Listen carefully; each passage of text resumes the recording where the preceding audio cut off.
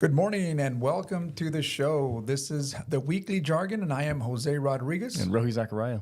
And today, Rohi, we are discussing Don't Drink the Milk.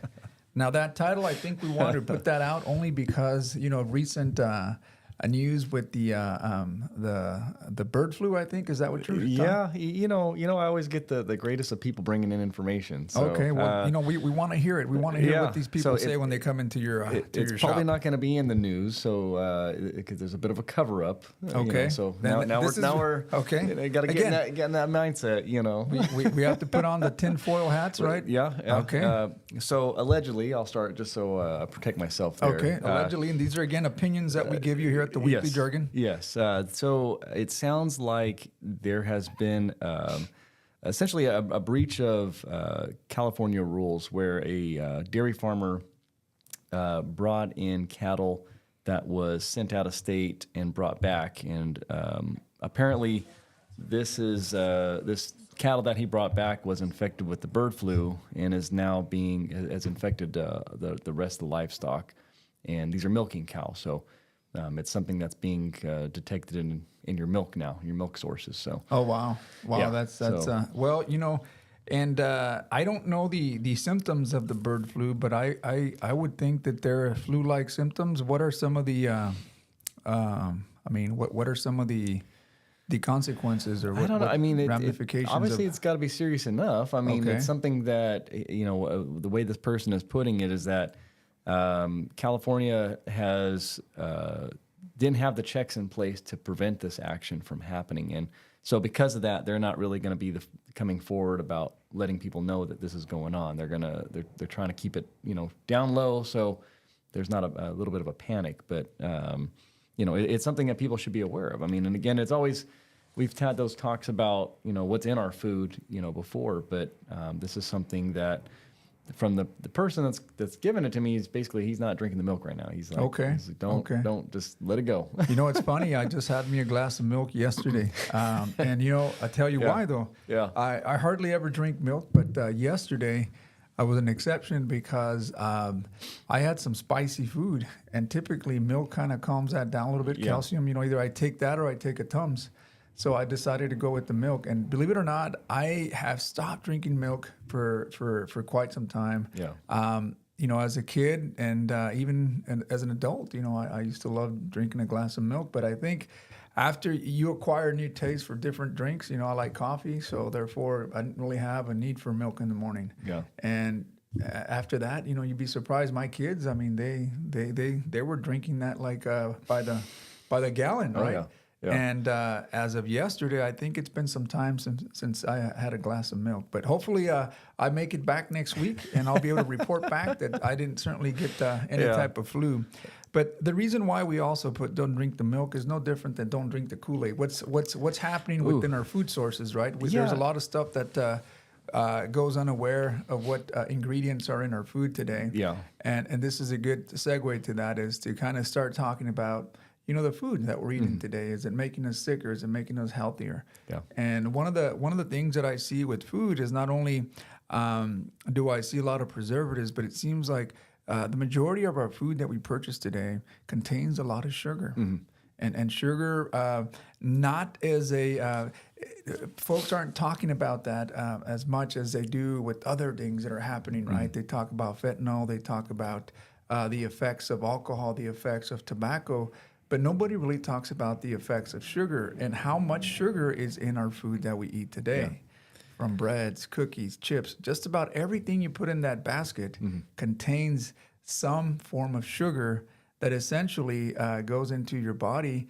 And for some of us, how you metabolize that can be an issue. And this is why you see a growing, you're seeing a lot more of the population getting sick to some degree related to sugar. Now, again, this is what I see from our community where we have high obesity and high diabetes. What would you say, Rohi? Yeah, I mean, and a lot of the milk thing stemmed from our first conversation. We were just talking about because we like to have a little mini farm in our backyard. We got fruit trees and we grow our own vegetables in the summer. So I always talk with this person about what are they doing, and because for the most part, they're in the same boat of, trying to, not just grow, but grow healthy, and part of that came back to just the pesticides, for instance. I don't do pesticides. I don't lay a lick of anything in our garden because I know that no matter what you do, it seeps into our food. And, that's one of those things where, the U.S. had banned certain pesticides to be used because of their health risk. And what happens now is people don't realize when we buy foods from out of the country, particularly from Mexico, Mexico doesn't have the bans on these pesticides. So we're actually still basically getting subjected to that because it's still in that food that we're getting it from outside the country.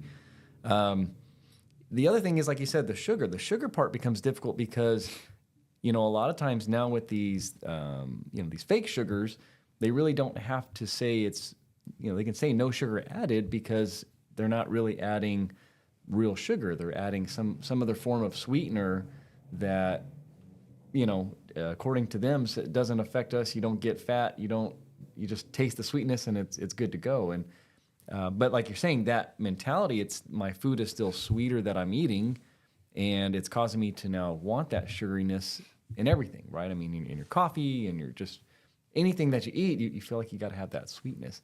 And when you say obesity, I mean, it doesn't take very much. I mean, you go down to the local Walmart here in town and you walk around, and it's hard to find somebody who I would say is in a healthy state. It seems like the majority, if not, more than 90% of the population is in an obese state, and it's no wonder. I mean, what they eat. I mean, I think most people, because of their schedule, because of their, I won't say laziness, but just their unwillingness to provide for themselves, they're not going to eat what's healthy. They're not going to go make them a salad or make them, a healthy snack. They're going to go to wherever the fast food place that's closest to them. I'm hungry. I want it now.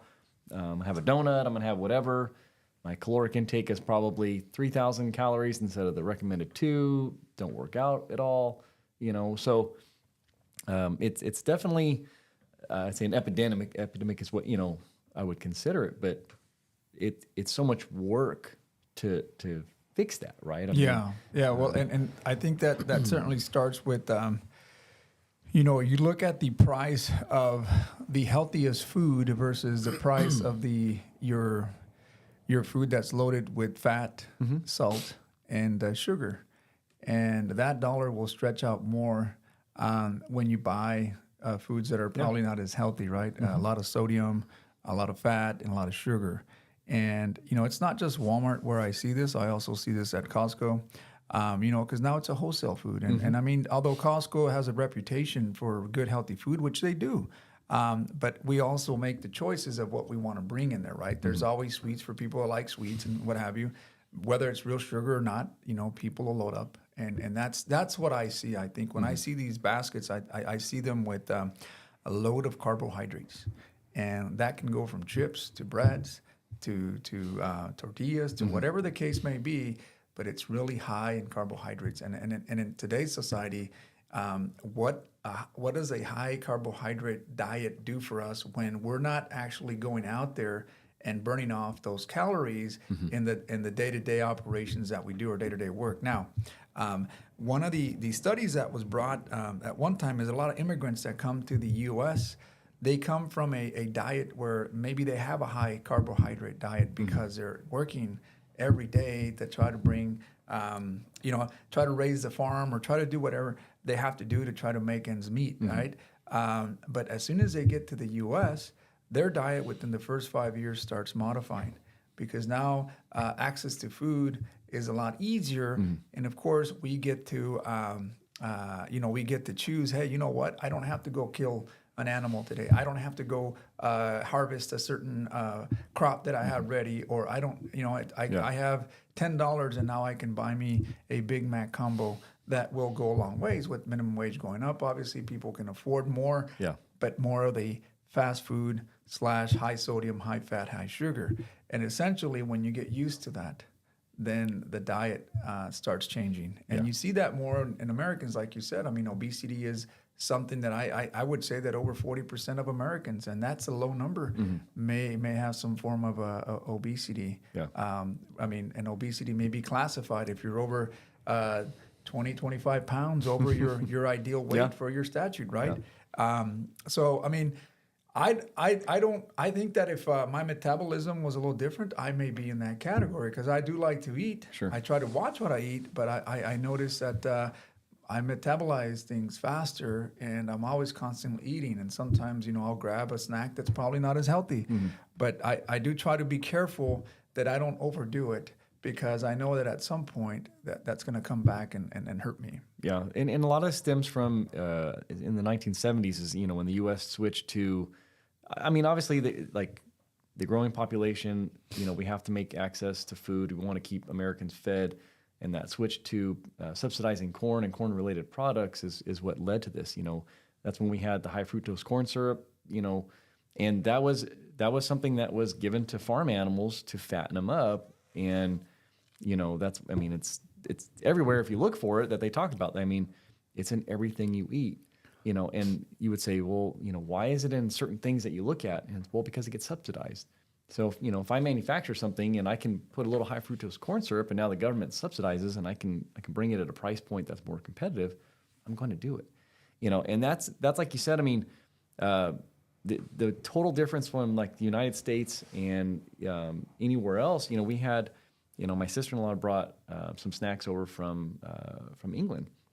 So we're comparing exact same products over there versus here. And over there, it's like you would say the good old, you know, recipe. It's like very minimal ingredients. And you look at the American version, it's like a page, and most of it's artificial stuff and high fructose corn. I mean, everything, just a whole list.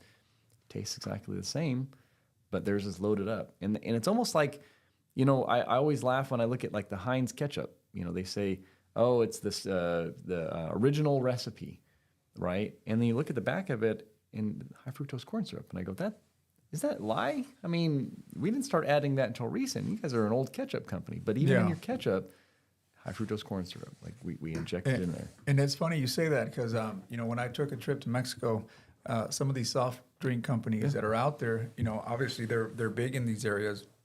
Now Mexico requires them to label certain things, right? That this is could be a health concern, kind of like the Surgeon General for tobacco, right? You want to be able to let people know that, hey, but I think here's the issue. I mean, even though you put these signs, it doesn't really take away the person that has addictive behaviors to stop smoking, right? The person that has, you know, that likes alcohol doesn't stop drinking. Well, what makes it any different for people that are addicted to sugar, for example, right? And sugar, it's an addictive drug. It's a very addictive drug. Yeah. And I think when you promote it and market it in a way that, hey, this brings joy to your family. This brings joy to whenever you're having dinner. You know that when I have a soft drink now, and I don't care to mention the name because either it doesn't matter what soft drink it is, they contain well over 35 grams of sugar for every drink. Somewhere between 25 to 35 grams of sugar, depending on the soft drink. So what I did for my kids, I go, hey, let's, and for myself as well, let's see what 35 grams of sugar is, right? So we have a scale my wife uses for, you know, measuring certain ingredients when she's baking. But I started adding 35 grams of sugar. And I was surprised to see how much sugar is in each can of soft drink. So then I put it in a bag and I showcase it and go, this is how much you're drinking. So think about it. Add all this sugar in a glass of water, swirl it around with a spoon, and then add something to diet to make it appealing. That's what you're drinking. Yeah. Now you tell me, if you're drinking one of those every day, I mean, you're practically drinking a bag. How does your body? I know we have our bodies are made to work efficiently, right? But if you're over consuming this, then how does your body find its way to cure itself from these toxins? Because sugars to some degree, you know, and maybe some nutritionists might be able to argue, but yeah, we do need sugar to some degree, but not the excessive amount that we've been consuming as Americans here. With not only soft drinks, but all other products that contain the high fructose corn syrup, the breads. I mean, you'd be surprised how many. And we are our consumer behavior doesn't really allow us because we've already addicted ourselves to that sweetness or to that taste. You know, whether it's soft drink A or soft drink B, Sure. you're gonna acquire a taste for it. And I'll tell you what, now when I do drink, you know, I'm always conscious of saying, you know what, I'm drinking just to get that taste of it, but I'm not going to finish it all because I know what's in it. And that's the thing, is that we crave, when we crave a sweet, we're craving a sweet because we have this desire to have it. But the first two bites that you take out of that sweet, whether it's a slice of cake or cheesecake or a cookie, that's all you really need. Yeah. Your body already has what it needs, the fix that it needs. Anything beyond that does nothing for you. Your brain's already said, hey, I already got what I needed. Yeah. So what you add is additional sugars that, quite frankly, your body's going to have a hard time to metabolize.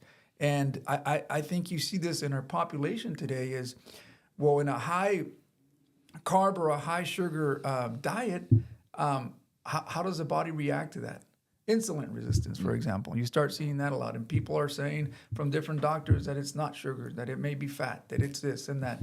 But we do know that people have a hard time processing their sugar or insulin being able to break down that sugar. So we know that it's something within there. We I mean, I'm not a doctor to say that, but we could assume that it is related to your diet, and that being one of them. Yeah, and you know, and it's hard because it's like you get into, you know, we have all these government regulations about our safety and our health and all these things, but to some degree, you almost want to say, are they allowing it, and do they want to have it? You know, does it benefit, and who does it benefit to keep us fat and unhealthy? You know, because you would think in a you know, a proper government, you know, controlling aspect, we want every American to be healthy, and because that means it's cheaper on our medical and healthcare costs and everything. But we allow it, you know. I mean, like, obviously they try to pull, you know, they pulled like the sodas out of the schools because of, you know, to help the children, but then they replaced it with things that were just as sugary, Gatorades and these Power Ups and these other, you know, whatever brands. So it's like they still need that there to keep us in this fattened, unhealthy state. And again, like you said, when you talk to people who are in farming or, you know, the cost of these actual goods, you know, the lettuce or like that fresh fruit that we see at the store is so high, it actually doesn't cost that much. It's just that is what, you know, you have on that retail side. They buy it down for $1 and they resell it to you for $4. I mean, that's kind of, it's capitalism. But at the same time, I can't go to that farmer and I want to buy that same apple for $1. I'll give you $1.50, you know. So they've really made this barrier that says all that access to that stuff just doesn't exist. And then people are they overthink about how hard it is to grow your own food. I mean, for the most part, like, sprinkle some seeds, give us some water, a little bit of nutrients, and it's magic, you know. And I've tried to explain that to one of my buddies because we always talk about strawberries. Like we have, you know, he really likes strawberries, and I really like strawberries. And it's one of the things, like, you know, I've said before, it's one of the few fruits right now that not only has 1 but 2 detectable pesticides in it, you know. And I've said that when I pick a strawberry fresh from my garden without pesticides and it's ripened, it tastes like candy. I mean, it's almost like, seems like it's bad, like it's almost too sweet, you know. And you go grab one of the, I don't care, whatever person, whatever vendor, whatever store you buy the strawberry now, it doesn't even have a taste, and it tastes like something funky is in it. You know, you can almost taste the chemicals, you know. And you would think, like, people, like, you almost need that. You almost need to have the 2 out and say, hey, look, if you grew your own, this is what it would really taste like. And it just took some water, a couple bucks, and just wait. Versus you're paying $5 for a basket of stuff that is most of the time molded and full of crap and doesn't even taste good, you know? And you know, and I think that's the key there, Rohi, is time. And a lot of the times, you know, when you see today's dollar, it doesn't stretch out to give you that much time, because in order for you to get the strawberries, they could be anywhere between it can be 4 months, 5 months. Sure. I don't know how long it takes to harvest a strawberry, but I know it Not can very take long, a while. I'll be honest. Yeah. Well, it's a weed. That's the nice thing. It's basically, it's literally a weed. But you have to gives care. You have to care for it, right? You have to water it. You have to provide it some nutrients, right? Yeah. I've tried to grow some strawberries, some peppers. And as of late, my fruit trees, that's probably what I pride myself the most is my fruit trees, right? I have peaches, I have apricots, and those do come in harvest, and I just have to make sure that I prune them right. Yeah. And then I add some type of fertilizer throughout a certain time of the year. But again, those take a long time. It's not like Sure. I have access to those now. The excessive fruit I can, and that's always good to have, right? You can Yeah. have your own. But the majority of them, we trust sources like Trader Joe's. We trust sources like these healthier chain stores that are providing you these organic, at least the word organic obviously makes it seem like it's very Yeah. clean. There's no pesticides and what have you. But Yeah. I think there's a different definition to that. And to your point with the strawberries, $5 for a nice bucket, or you can wait 3-4 months before you. I mean, sometimes access to them makes it easier, and that's Yeah. where capitalism comes Sure, in. sure. So, the fact that we have the right to choose our food is I think that's our given right as Americans. We feel like, hey, we have the right to choose whether we want to use that or we want to buy that. But sometimes I think, given the circumstances and given the situations, the economic times, we will choose something that's just a lot more feasible for us. We want to be able to make sure that, hey, I'm going to go feed my kids, and I'm going to do what's in the best interest right now with the money that I have. So Yeah.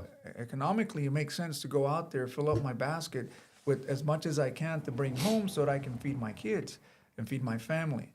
And most of the times, that the food source sometimes isn't as healthy as you think. Sure. But it's the easiest way, the most reliable way that I can get access to food, right? Because when you go to the shelves here, we are spoiled in knowing that we have so many choices. Where Yeah. other countries you've seen, and more recent, where countries are their shelves are they're out of stock. Yeah. So now there's a demand, high price for trying to get quality food. Here, we have access to a lot of food.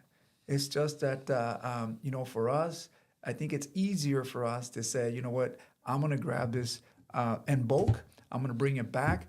And I don't got time to be growing my own food. I don't have time to be raising cows. I don't have Yeah. time to be raising chickens. By the way, I have 2 chickens, and I did it as a recent because I wanted to start. I eat an egg every day, right? So I want to say, well, what if I what if I had my own eggs, Yeah. right? So my dad gave me 2 chickens, and I said, okay, then I have to buy a coop. I have to buy some feed, and I have to, just make sure that I keep them alive, right? And I'm always feeding them. So every morning I wake up, I let them go eat some of the clippings of the grass because they love eating grass, and they find bugs, and they do the scratch and all, right? And then I feed them, right? I feed them, but and they'll give me 1 or 2 eggs. Sometimes I get 2, sometimes I get 1. Yeah. But I enjoy the fact that I can have that done, and not too many people do. The city allows. I mean, if you check the ordinance, Yeah. I think it allows 3. for it. So you can have up to 3 or maybe 3. And I'm not saying go out there if you don't know how to care for them, then don't do it, right? Yeah. Because then you'll have just can't have a rooster. I think you can't have a rooster because then that becomes a nuisance, especially with them crowing. And then not only that, I mean, I think more and more people buy into the idea that essentially, hey, this is who we were. Yeah. Prior to this civilization of this industrial revolution, of this type of financial stuff that we're doing today, the work that we have, the capitalism, it wasn't too long ago, prior to 1945, World War II, a lot of families had to go out and find their way to do it through farms, through whatever ways it means to bring food to the table. And we've lost that. Yeah, and I guess, I mean, it's, because we have a couple chickens too, and if you actually, when you talk to people and you start saying that, like, we got some chickens, the first thing, well, can I get some? Because they understand, the difference in a true, like I said, healthy, no pesticide, no crap in their food. We're not trying to fatten them up kind of chicken egg versus who knows what you get today, right? And I think, like, when you say, like, it's difficult and people don't have the time, I think that kind of goes back to, kind of really the idea of the farm is, okay, you're the chicken person, I raise tomatoes. We have a bartering system that says so many eggs for tomato, that's, you kind of have to have that mentality, because I can't grow everything I want to eat. I can't get the chicken and the cow and the tomato and the full arrangement, but you kind of have to start these community gardens, and that there are some. I mean, people do have them. That it was becoming a thing over COVID, especially people were having these little community gardens. But it's kind of like you said. There's got to be a little bit of buy-in. It does become a bit of a job. Like you said, it's a morning routine. I got to wake up. I got to feed them. I got to let them out. Make sure they got water. But it's so much nicer to have a known food supply. Like if like when we were having just not that long ago, there was egg issues and prices were going crazy. And I think they're still crazy. And, okay, well, every morning I got what I need. If I need more, I'll go get another chicken and up the output. But that's kind of they're threatening, like with next year there's going to be this food shortage of 2025.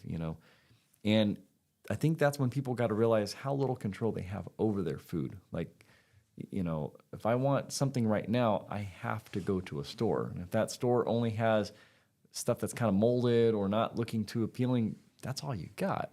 And to your point, I mean, I get it. We can't grow year round. I mean, there's certain things that only grow certain times of the year, so it takes preparation or other sources like pickling and jarring and things to kind of get things out of season. But that wasn't that long ago that you bought what was in season. Like if apples aren't in season right now, you just didn't see apples on the shelf. But we got so used to, I want an apple right now.